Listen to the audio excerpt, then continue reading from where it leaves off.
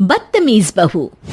सभ्यता से भरपूर शास्त्री परिवार की इकलौती बेटी मोहिनी को बचपन में ही पढ़ाई के लिए विदेश भेज देते हैं, जहां से वो सालों बाद ग्रेजुएशन पूरी करके इंडिया वापस आती है, जो अब संस्कार, सभ्यता, संस्कृति जैसी चीजों से कोसों दूर होती है। एक सुबह मोहिनी शॉर्ट ड्रेस पहने, कानों में हेडफोन लगाए जोर जोर से इंग्लिश गाने गाती हुई घर में घूम रही होती है। सुबह सुबह भगवान का नाम लेते हैं, राक्षसों की तरह चिल्लाते नहीं। पॉप्स, आपको अच्छे गाने की बिल्कुल समझ नहीं है, सो ठीक है, चिल पिल। अरे मोहिनी, पापा से ऐसे बात करते हैं क्या? सारी तमीज भूल गई हो। ओह मॉम प्लीज, इतनी बड़ी भी कोई बात नहीं हुई, सो डोंट ओवर रिएक्ट। ऐसे ही दिन बीतते हैं जिसमें मोहिनी के तौर तरीके, रहने और बात करने का ढंग उसकी मम्मी पापा को परेशान करने लगता है। भला कोई मानेगा कि ये मेरी बेटी है? रीति रिवाज और संस्कारों से तो इसका दूर दूर तक कोई नाता नहीं, और अब तो लगता भी नहीं कि कभी होगा। अरे ऐसे कैसे नहीं होगा? लड़कियां सारे नखरे अपने माँ बाप को ही दिखाती है। ससुराल जाकर उन्हें सब कुछ करना भी पड़ता है और मानना भी। पत्नी की बात शास्त्री जी समझ जाते हैं और कुछ ही दिनों में अपने से भी ज्यादा धार्मिक परिवार में निखिल के साथ मोहिनी का रिश्ता पक्का कर देते हैं। रिश्ता तो पक्का कर दिया, पर यहाँ मोहिनी को कैसे मनाएंगे? शादी ब्याह के मामले में आटे में नमक जितना झूठ तो चलता है जी।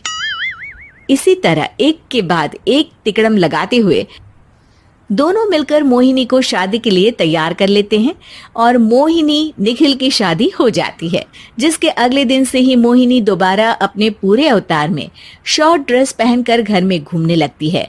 बहू को ऐसे देख सास की आंखें फटी की फटी रह जाती हैं। अरे ये क्या बेशर्मी है, हमारे घर की लड़कियां जींस तक नहीं पहनती और तुम बहू होकर इतने छोटे कपड़े पहनकर पूरे घर में घूम रही हो। सीरियसली मॉम, प्लीज आप अपनी इस 80 के दशक वाली सोच में मुझे इंक्लूड मत करो।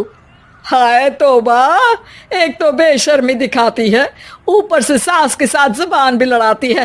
अरे जल्दी कपड़े बदल कर आ, घर की पहली आरती तुम्हें ही करनी है। इतनी देर में निखिल भी वहां आ जाता है। माँ, पापा आने वाले हैं, पूजा का सारा सामान तैयार है ना? ये पूजा हमेशा मेरे बॉयफ्रेंड्स के पीछे पड़ी रहती थी और अब हस्बैंड के पीछे भी आ गई। मोहिनी की बातें सुन सास तो अपना सिर पकड़ लेती है, लेकिन निखिल किसी न किसी तरह उसे पूजा के लिए कन्विंस करके कपड़े चेंज करने के लिए भेज देता है, जिस पर पूजा खत्म होने के बाद वो एक बार फिर अपनी शॉर्ट ड्रेस में आ जाती है। बहू, ये क्या तरीका है? संस्कार नाम की कोई चीज है या नहीं? नहीं ससुर जी, संस्कार मेरा दूसरा बॉयफ्रेंड था, अब तो मेरा उससे कोई कांटेक्ट नहीं है। मोहिनी का जवाब सुन के ससुर तो भगवान नाम जपते वहां से चले जाते हैं, लेकिन सास बहू के बीच कहा सुनी फिर शुरू हो जाती है, जिसे इग्नोर करते हुए मोहिनी घर से बाहर चली जाती है और देर रात घर वापस आती है। मोहिनी, मैं जानता हूँ कि तुम विदेश में रही हो और तुम्हें वहीं की आदत है, पर यहाँ चीजें कुछ अलग है। अगर तुम उस हिसाब से कुछ एडजस्ट कर लो तो सबके लिए सही हो जाएगा। I am not in a lecture mood. Good night. अगली सुबह मोहिनी देर से उठकर एक बार फिर उसी तरह सबके सामने आती है, जिस पर उसकी सास कुछ बोले उससे पहले ही मोहिनी की दोस्त मोनिका और रेचल वहां आ जाती हैं। Oh hi darling, how are you? OMG, we missed you so much. I missed you too darling. Ram Ram, इन्होंने तो तुमसे भी छोटे कपड़े पहने हैं। अरे तुम लोगों के अंदर कोई शर्म लिहाज बाकी भी है या सब बेच खाई? मोहिनी, तुम्हारी मेड कुछ ज्यादा नहीं बोलती? इस पर मोहिनी की दोस्त उसकी सास का मजाक बनाने लगती है, जिसे सुन निखिल उन्हें जवाब देते हुए कड़वे शब्द सुना देता है और वो सुन के वो दोनों तो मुंह बनाए वहां से चली जाती है, लेकिन गुस्से से लाल मोहिनी वहीं खड़ी निखिल को घूरती रहती है। घूर क्या रही हो? तुमसे शादी की ये सोचकर कि विदेश में पढ़ी लिखी हो, घर में कोई पॉजिटिव चेंज लाओगी, अपनी करियर के लिए एम्बिशियस होगी, पर अपने इस बिहेवियर से उस पढ़ाई के साथ साथ अपने मम्मी पापा के नाम को भी डुबो रही हो। अगर तुम्हें ऐसे ही हाल रखना है तो यहाँ रहने की कोई जरूरत नहीं है। निखिल की बातें सुनकर मोहिनी रोते हुए घर छोड़कर अपनी मम्मी पापा के पास वापस आ जाती है। ससुराल में सब कुछ ठीक तो है? वो अपने आप को समझते क्या है? मोहिनी पर चिल्ला रहे हैं। मैं क्यों उसके इशारों पर चलूं? मैं अपनी लाइफ अपने तरीके से जीना चाहती हूँ और वो ना आप लोगों को मंजूर था और ना ही उन्हें है। तुम यहाँ नहीं रह सकती। अपने पापा की बात सुन के मोहिनी हैरान रह जाती है। हाँ, तुमने बिल्कुल सही सुना। अगर तुम्हें अपने इस घमंड, बेशर्मी और बदतमीजी में ही जीना है तो तुम यहाँ भी नहीं रह सकती।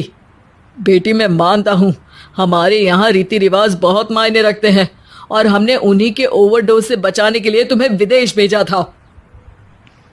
एक लड़की जो शादी करके घर और बच्चे संभालती है, उससे तुम अपने आप को ज्यादा समझ सको इसके लिए भेजा था। तुम उससे ज्यादा समझो और बनो, पर तुम तो किसी दूसरी ही ट्रेन में चढ़ गई बेटा। उसके मम्मी पापा बहुत देर तक मोहिनी को सारी बातें समझाते हैं, जिन्हें सुनकर मोहिनी को अपनी गलती का एहसास होता है। वो जॉब ज्वाइन कर लेती है और ससुराल वापस आकर उन्हें मॉडर्न बनाती है और खुद भी कुछ रिवाज सीखते हुए खुशी से रहने लगती है।